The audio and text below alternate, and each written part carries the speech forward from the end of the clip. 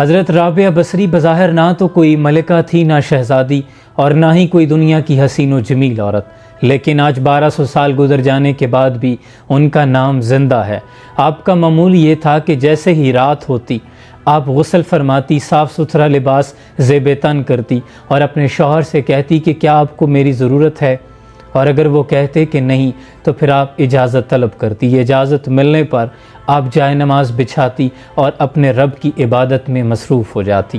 تہجد کے وقت آپ اکثر یہ دعا مانگا کرتی کہ اے میرے مالک، دن چلا گیا، رات چھا گئی ہے، دنیا کے تمام بادشاہوں کے دروازے بند ہو چکے ہیں، لیکن میرے مالک تیرا در تو اب بھی کھلا ہے، تیری بندی تیرے در پر تیرے فضل کی تلاش میں ہے، جھولی پھیلائے بیٹھی ہے۔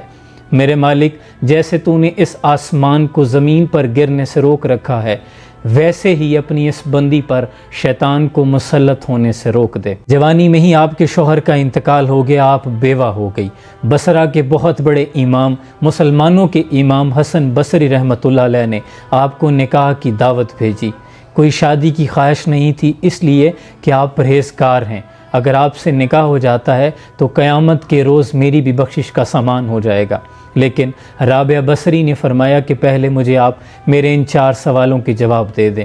پہلا سوال یہ ہے کہ مجھے جنت ملے گی یا دوزخ؟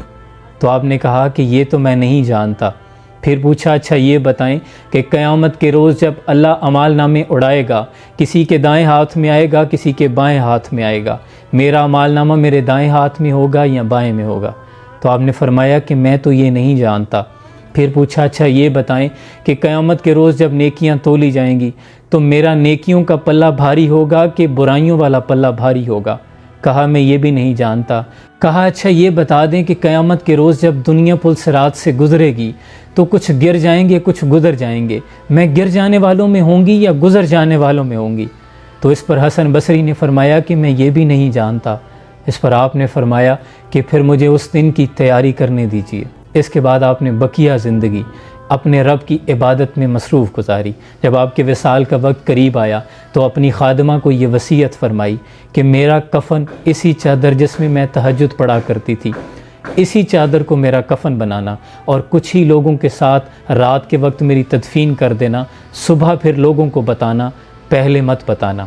آپ کی خادمہ نے اسی طرح کیا۔ صبح جب لوگوں کو خبر ہوئی تو ہائے ہائے کا عالم تھا کہ ہمیں کیوں نہیں بتایا گیا۔ اگلے روز آپ اپنی خادمہ کو خواب میں ملتی ہیں، سرخ رنگ کا ایک خوبصورت لباس زیب تن کیے ہوئے، چہرہ نورانی سورج کی روشنی کی طرح چمک رہا۔ خادمہ نے پوچھا کہ آپ کے ساتھ کیا معاملہ ہوا؟ تو آپ نے فرمایا میرے اللہ نے میرے ساتھ بڑا فضل والا معاملہ فرمایا ہے۔ کہا آپ کی وہ چادر کہاں گئی؟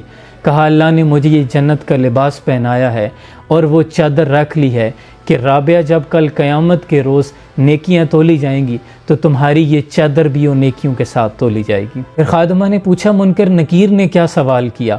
کہا منکر نکیر نے پوچھا تھا تیرا رب کون ہے؟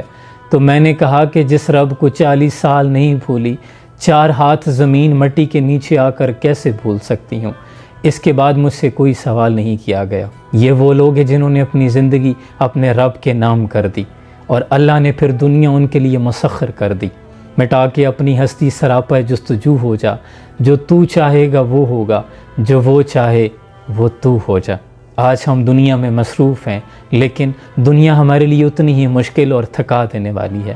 اگر ہم اپنی زندگی اپنی مرضی کو اپنے رب کی مرضی میں شامل کر دیں تو پھر یہ دنیا اٹھا کے وہ ہمارے قدموں میں ڈال دے گا۔ اللہ آسانیاں حاصل اور تقسیم کرنے کا شرف عطا فرمائے۔ جزاکم اللہ خیرہ۔